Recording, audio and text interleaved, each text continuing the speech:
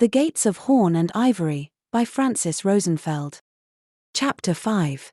The Thesmophoria, Part 3.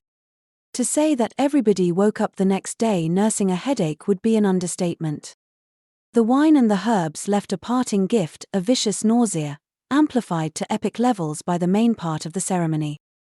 The Antleriai, the wailers, descended into the Megara pits, specially outfitted with snakes for the occasion, to retrieve decomposed pieces of the pig sacrifices, which were then placed on the altars to be blessed by the goddess, and then taken home, as they were believed to offer bounty and protection to the crops when buried in the fields. The only silver lining of the previous day's overindulgence was one couldn't be sure anymore whether the smell of rotten meat was real or the result of a massive hangover.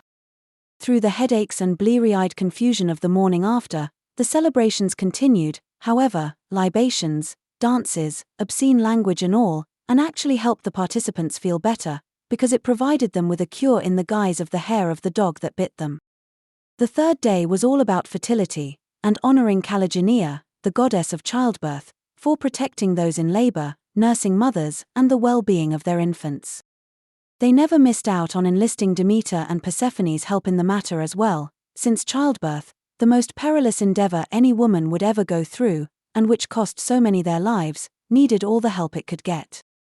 For this reason Demeter's symbols of fertility, the snake, the pig, the pinecone, the egg, the pomegranate, the grains, artifacts depicting the male and female genders, but most of all, her favorite treats, barley cakes sweetened with honey, were never missing from her altars.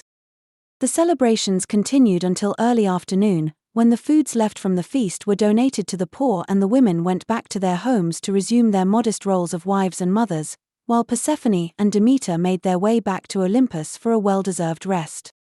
Bittersweet feelings overcame Persephone, driven by the preparations for returning to her husband, her mother's sadness, the overwhelming whirlwind of activities, but most of all, the group of lost souls she had gathered around her and secured to herself, which were all sad and lost. A very disorienting feeling for the goddess, who bathed in their unfettered emotions, pulled in contradicting directions and crying at a drop of a hat. Her mother didn't help, of course, since her waterworks were simply impossible to keep in check at this time, evenly distributed to cover the times before and after her daughter's departure. The day before she left, Persephone loosened the bonds of the waters, to release rain and fertility, by spilling 2 large vessels filled with water towards the east and the west. With this she sealed again the pact between the heavens and the earth, and the promise of a bountiful harvest, a marriage of sorts, not unlike her own, if she stopped to think about it. It was already very cold, and she wasn't used to the chill of winter anymore. The opening of the jugs to taste the new wine helped a little, but it was time for her to go home, to Hades, although she always avoided the word home in relation to the underworld, as not to irritate her mother.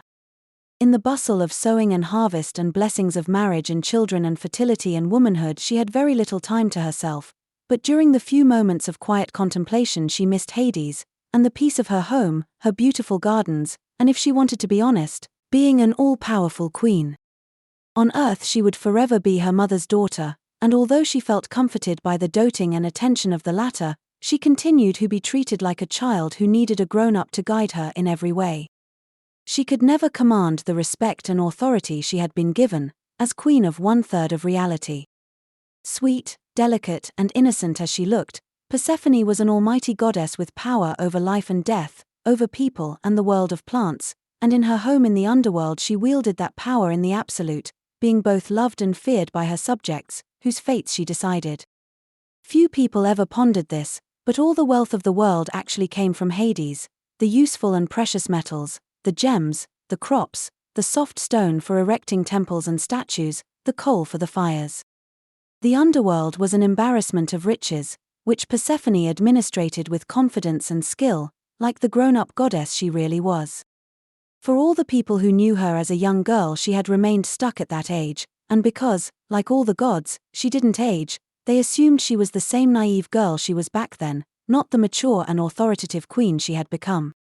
It could be frustrating at times, but her maturity and experience brought with them the wisdom to accept the things she couldn't change, and the patience to bear misunderstandings, faulty assumptions, and unsolicited advice.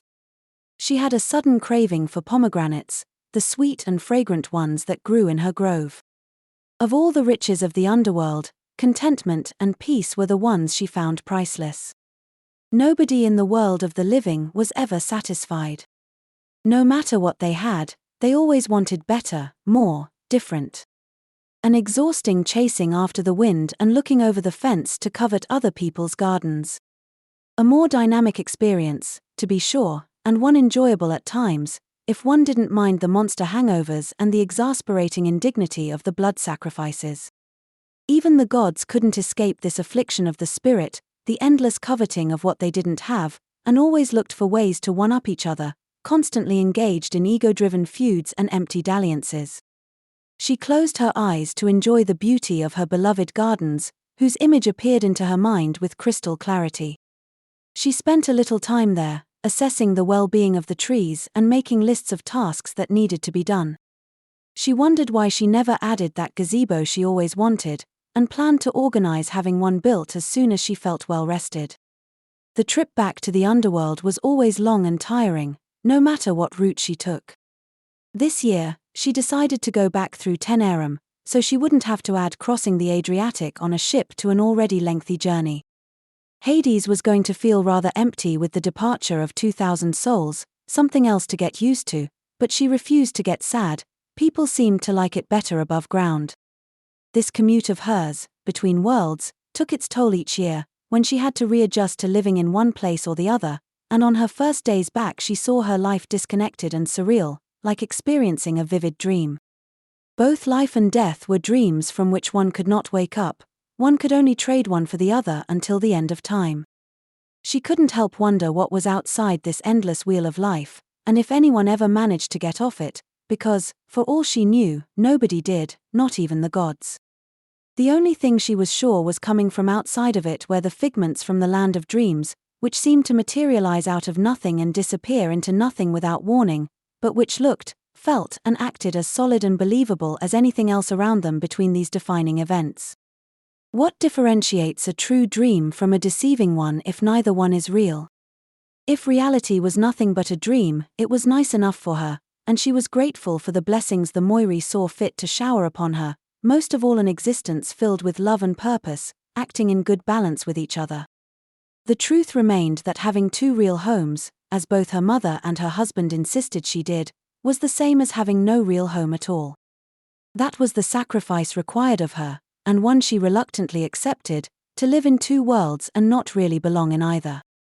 This year the journey back would be more difficult than normal, because she was taking home an unusually large number of souls, all confused, scared or angry, who were constantly vying for her attention.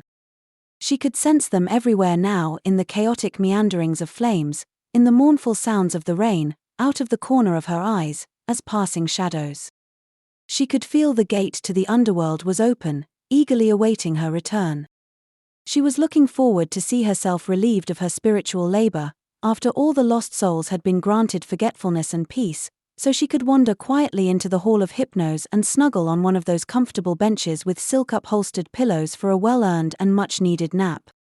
She knew, however, that right now, in the underworld, a feast was being prepared to celebrate her return, a monumental celebration which, as queen, she was bound by ceremony to attend, and during which she wouldn't have a single moment alone with her husband, and at that feast she was going to be presented with all the tasks that had been piling up in her absence, all of which awaited her return to sort them out. She couldn't tell the dwellers of the living world who had a visceral abhorrence of all the beings of the underworld, but she dearly missed Cerberus, her faithful puppy, and was gleefully anticipating his antics. Funny how your familiarity becomes your normal, your safety and your standard of beauty. She was willing to bet some being from the oceanic realm found kittens absolutely terrifying.